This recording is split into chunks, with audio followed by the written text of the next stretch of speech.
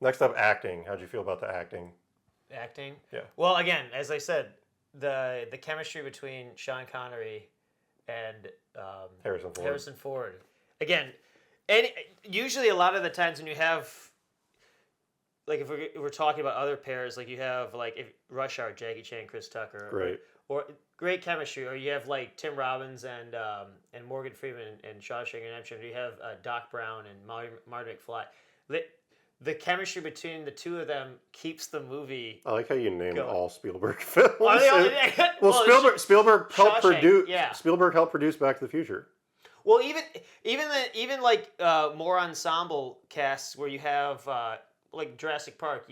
Jeff Goldblum plays the great off of Sam Neill. Yeah. And then Jeff Goldblum plays great off. I always get them mixed up. Dr. Elliot Richard Sadler. Is it Richard Attenborough or Richard wait, who's the because I think they're brothers. Is it David Attenborough? David Attenborough or Richard Attenborough? I think it's Richard. Is it Richard? I think it's Richard. I think he was the one that's more, and the other guy just does all like. He's the one that played Santa Claus. Yeah. As the doctor. Yeah. Or not the doctor, as the owner of Jurassic Park. Yeah. I think it's Richard. It's Richard. I might be wrong. I don't know. Yeah. But everyone plays off well with one another, and again, that goes back to just great writing, because they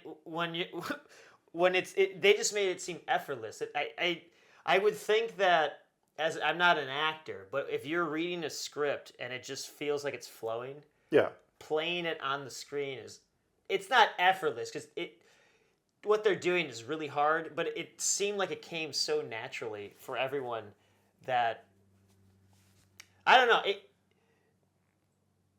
the acting. I don't know what I'm trying to say now. I'll say that this is Harrison Ford's third Jones movie or third Raiders movie. He knows the character. At this point he is the character. He knows what he's got to do. Sean Connery coming in and playing Henry Jones Sr. Yeah.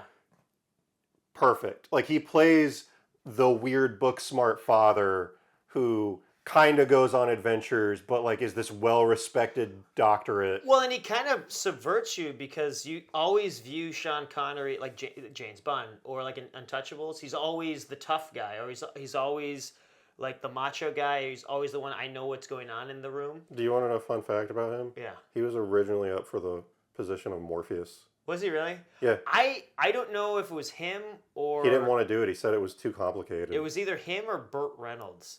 I think it might have been Burt Reynolds. I think they were supposed to play Han Solo. Burt Reynolds was supposed to play Han Solo, but at the time he had just signed a contract for Magnum PI, and they said he couldn't sit. I believe he could not shave the mustache. Yeah. And also they were like, your filming schedule is not going to work with this, so you can't break the contract. Yeah, so they're like, it was Tom Selleck. Sorry, Tom Selleck. It wasn't Burt Reynolds, it was Tom Selleck. Okay. Yeah, so it's Tom Selleck. They're like, you can't shave the mustache for Magnum.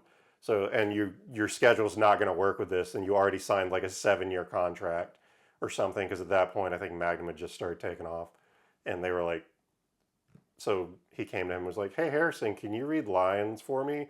And Harrison Ford, side tangent, Harrison Ford specifically did not want to be Han Solo. Oh, I remember hearing stories like he was like, I hate the writing, I don't know what's going on. He doesn't know what's going on, he doesn't care, but he specifically said at this point in time, he had been in American Graffiti, he had been in Indiana Jones, Raiders of the Lost Ark, and I think he had been in one other George Lucas movie that I can't remember. And he's like... Raiders of the Lost Ark came after Star Wars. Did it? Yeah. I think it was Apocalypse Now. He was the short scene in Apocalypse Now. No, it was a George Lucas movie. American Graffiti, I know. I think that might have been the only one. Okay, so he was in American Graffiti then. Well, him and... Or maybe I'm confusing it and he didn't want to play Indiana Jones. I know him... George Lucas and Francis Ford Coppola, they formed a film group or a film company called American Zoetrope, which I believe produced American Graffiti and also did Apocalypse Now. So a lot of the actors in Apocalypse Now, you'll see in... they're like in the same movie. George Lucas. They're working together. Yeah. And Harrison Ford was the guy that he gave, I forget his name. He gave him the files. Martin Sheen, Martin Sheen's character. The dossier. Yeah. About Marlon Brando's character. Yeah, it's based on the book The Heart of Darkness. I love that book. Have you read that? I just bought it. It's a really damn good book. And when you read it, because I read it in college, I had no idea what I was reading. I was like, "What is this? What is this It's about? What's it essentially about?" a dive into the human psyche of madness. Yeah, and as I'm reading, I'm like, God, this sounds exactly like Apocalypse Now. And then I found out that It was Apocalypse Now Apocalypse Now. is It's just just they just Vietnam. they just changed the setting. Yeah, Um, Vietnam. but like back to the acting, like Sean Connery, Harrison Ford, they kill it. The I don't remember all the actors, but So the Allison Duty, Alison Duty, she plays a great femme fatale. yeah. She like comes in right off like the 20-minute mark, and she's just like, "Hey," and you're like, "Oh, okay." And I'm not gonna lie, dude. When I rewatched the movie, I totally forgot she just bangs everyone. She like the funniest part in the movie is like when Oh, and she's then talking she- to Indy and him and his dad are tied to the chair, He's like, and she's "Oh." just like, "I can't forget the night," and Sean Connery's just like, he's like, "I can't forget it either," and he just behind him just like, "What?" She's banging everybody. So, but like she played a great femme fatale. Her character was like back and forth. You could tell that it kind of felt like she was. I'm not going to spoil it. It kind of felt like she was doing this thing just so she could get to the Grail. Yeah, I would agree too, Because at no point in time was she like 100% with them. in the moment I thought that too. I remember when I first watched it, she's not really about. She's more about the science and Yeah, and the she's discovery. she's a scholar. Yeah, is when they went to the Nazi rally, and instead of Fucking crazy. instead of saying something, I want the diary, and she's like, that's all you want, and it's like, yeah, and he's got her hand on her throat, and instead of saying something, she lets him walk, Yeah. and I'm like, oh, she's actually more about the science. I mean, Yeah. the discovery, Yeah. and the science rather than being part of the Nazi party. She plays a great femme fatale. She has chemistry with Harrison Ford and and Sean Connery. She has chemistry with Donovan. Yeah. Donovan's actor, and she works for the movie. What'd you think about her accent? Traditional American trying to do German. Was she German? She was German, yeah. Oh, I'm saying, was she like Well, naturally Schneider, German? yeah. I believe she was, yeah. Because I mean, She had a good German accent. I took German in high school for my whatchamacallit, my language I had to take. Did she sound okay to you? And well, no, my when I took German, my German teacher said that Germany, for a while now, they German students learn English and German.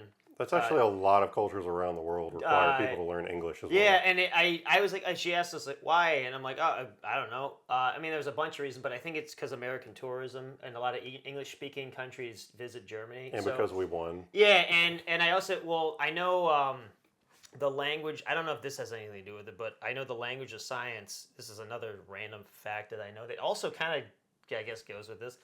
Did you know that the English language is the language of science? Why? Do you know why?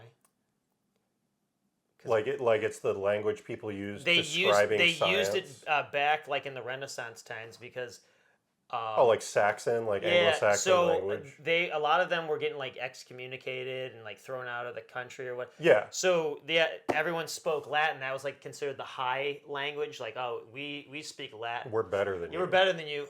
And so the science is like, oh, they think English is a dirty language. So instead of they're writing it in like secret code. Secret code, kind of like the Knights Templar. Yeah. But that's why they used that's why English is the language of science, is because that was the way to hide themselves from being caught by high up officials. They wouldn't look at it because they're like, oh, this is a trash language. Yeah, and so they would put flyers out in English and all this stuff to, hey, we're all going to be meeting here, and that's why. I don't know if that has anything to do with Germans learning English, but I know why English became. I think at the time in the movie popular. It was so they could spy on us. Yeah, but I don't know who told me that. I forget. I gotta remember who told me that, but somebody told me that. But she plays a great femme fatale. Donovan plays a great. He's not even essentially a villain until the end. I don't even. So the only real villain I actually think is the Vogel. Nazis. The Vogel the Nazi. That's really and Hitler because well, he's in there. he makes a random appearance. But I don't think anyone really is a villain because Donovan, I don't want. I don't want to say Well, what. he's the he wants the Grail. He has he has his He has his drive. his His drive. drive is the Grail. and same thing with everyone else. I mean, everyone wants the Grail, but I actually do think. I mean, Vogel could care less. I think he's just getting. Vogel was doing it because fun Orders. fact, you learn this kind of in Raiders of the Lost Ark. Side tangent again. The Nazi Party, Hitler was actually a part of this thing called the Thule Society. It wasn't like the occult. It was essentially an occult society, and he had them going all over the world because he was trying anything he could do to get himself ahead in the war. So anything that was like a religious artifact and thing, that's why they were robbing museums and stuff in World War II, because he wanted all the religious artifacts. My audio's gonna be like shit, but that's okay. So like Vogel just wants it for Hitler for the war because he thinks it'll move the Nazi Party. His main? I know his whole main thing wasn't like the Spear of Destiny was like the big one that he wanted to find. Yeah, that's actually a plot in Hellboy. Yeah. He wanted the Spear of Longinus, which is the spear that is said to have pierced the side of Christ. Yeah. He who holds it becomes invincible because it like amplifies your power. It's also in Constantine. It's the Yeah. spear in Constantine that they use. But But the Holy Grail is the cup that Jesus drank from in the Last Supper, and then it was the cup that they used to catch his blood when they pierced him during his crucifixion. So the legend of the Holy Grail is that he who drinks from the Holy Grail gains eternal life. Yeah. Because it caught the blood of Christ. Christ is eternal. So if you drink from it, you gain eternal life. So that's the main drive for everybody to try and find the Grail. And it's actually a real like myth and legend in the Catholic and Christian church. Like they think it's somewhere out there. The Knights Templar supposedly found it, and they have kept it secret for 1,000 years at this point. We need to ask Dan Brown. We got to call Dan Brown.